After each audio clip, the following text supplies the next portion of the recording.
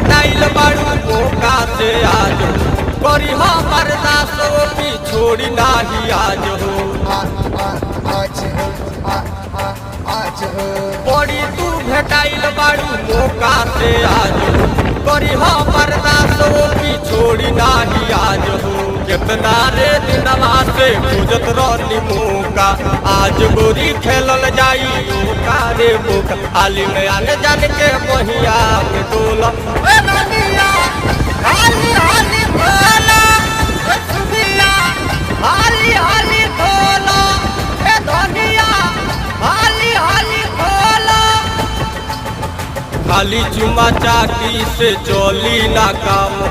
ले लो तू भले 2000 इनाम देबू कहवा बताव तू बोल।